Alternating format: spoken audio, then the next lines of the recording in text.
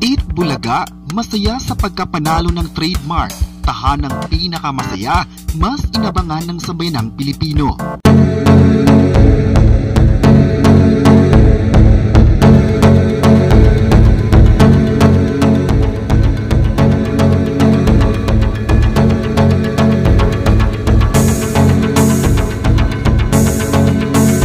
Mainit na pinag-usapan ngayon ang pagkapanalo ng TVJ sa trademark. Ito ay tungkol umano sa paggamit ng titulo ng programa na Eat Bulaga sa ibang istasyon. Kaliwat kanan ng komento ng netizens tungkol sa pagkapanalo nila. Magagamit na ng TVJ ang titulong Eat Bulaga dahil sila mismo ang pinabura ng gobyerno. Nagkaroon ng FB Live ang TVJ para ibalita ang matagal na nilang hinihintay na magandang balita mula sa Marikina Regional Trial Court na panalo sila sa isinampa nilang copyright infringement case against Tape Incorporated na ibig sabihin ay pinatigil silang gamitin ang Eat Bulaga at dahil hindi otorisado ang nasabing kumpanya ng programa ng GMA7.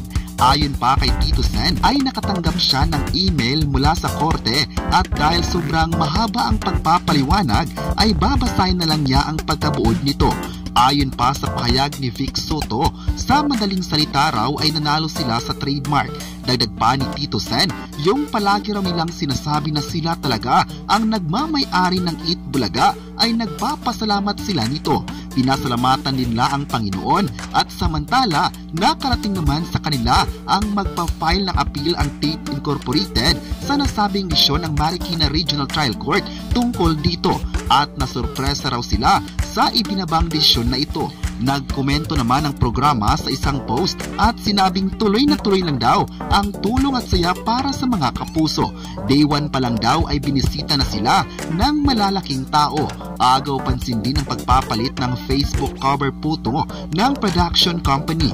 Ang nilagay na nila ay ang logo ng tahanang pinakamasaya. Ayon pa sa pahayag ni Isko Moreno, mga kapuso dahil natanggap nila ang balita, susunod daw sila sa desisyon ng korte. Sambit pa niya, fresh episode daw sila mula sa simula at laging good vibes lang ang ibibigay sa mga kapuso. Ang mahalaga raw, hanggang nandyan ang mga tao, sila ni Paulo Contes ay tungkol sa pagbago ng titulo at sa halip ay ipagpapatuloy na lang nila ang mga sorpresa sa mga manunood.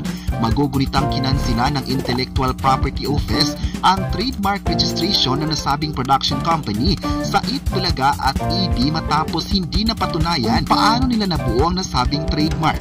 Dahil dyan, kinatigan ng ahensyang naging paliwanag at testimonya ng mga petitioners na sina Tito Vic at Joey kung paano nila nabuo ang Eat Bulaga. Ang pagpapalit ng pangalan na ito ay isang araw matapos inanunsyo ni na Tito Vic at Joey ang kanilang copyright infringement at unfair competition case laban sa Tape at GMA Network. Dahil dito, marami sa mga netizens ang nagsabing masaya sila dahil nabigyan na din ng katuparan para sa TVJ ang titulong Eat Bulaga.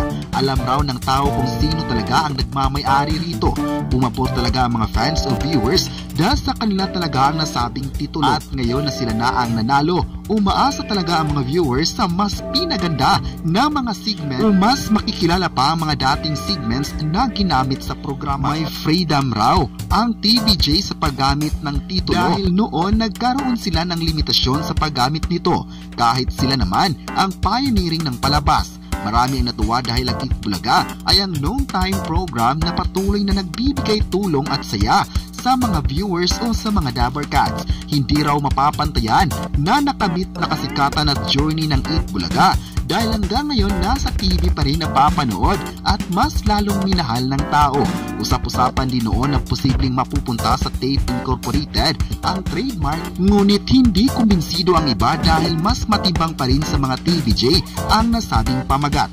Kaya isa itong dahilan na hindi na ginamit ng Tape Incorporated ang pamagat na Eat Bulaga at pinalitan ng tahanang pinakamasaya. Dahil dito, trending sa social media ang noong time program ng GMA Network.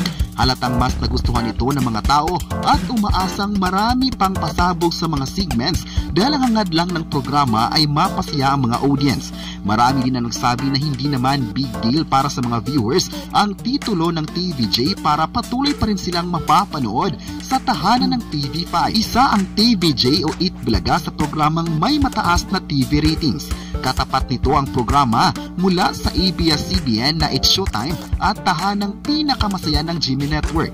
Umaasa na lang ang lahat na mas mamahalin ng lahat kahit anong network man ito.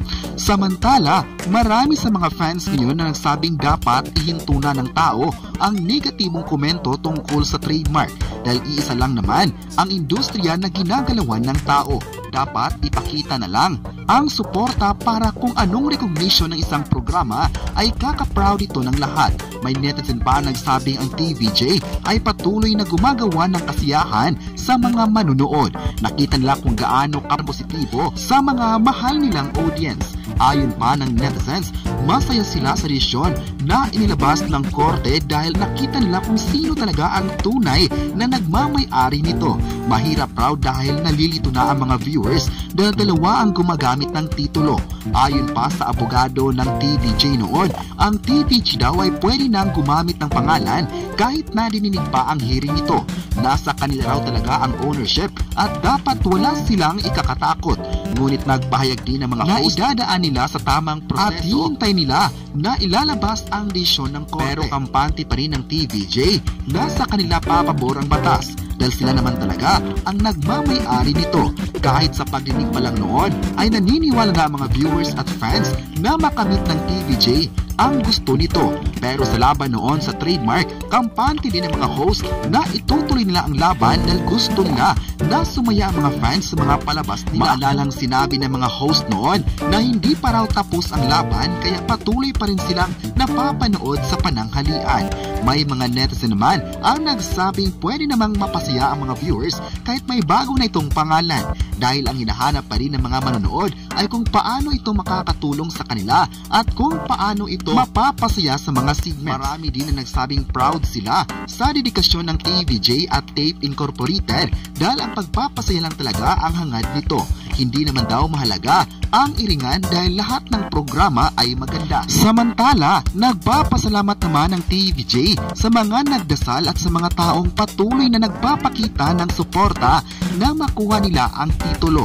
Marami kasi sa mga ito ang nagsabing ang pagkapanalo ng TVJ ay panalo din ng sambayanang Pilipino. Hindi raw matutumbasan ang pagmamahal nila sa programa at kahit noong nasa ibang istasyon pa ay mahal na nila ito. Maalalang nangyari ang paglipat ng programa sa ibang network dahil sa pag-alis ng TVJ Incorporated at naging dahilan din na lumipat sila ng network. Ngayong araw, January 7, 2024, ano naman kaya ang ihahanda ng TVJ para sa Monday episode nila? Magkakaroon kaya sila ng selebrasyon para sa lahat ng manunood? Yan ang dapat tutukan ng lahat ng mga kapatid viewers. Kilala ang TVJ sa mga host na may mga pasabog sa mga palaro nito at maging sa production. Kayo, ano ang masabi nyo na masaya ang TVJ sa pagkapanalo nila sa trademark? I-comment na. Kung nagandahan din ba kayo sa bagong pangalan ng GMA Network's Noon Time Show na tahanang pinakamasaya at huwag kalimutang i-subscribe ang ating YouTube channel.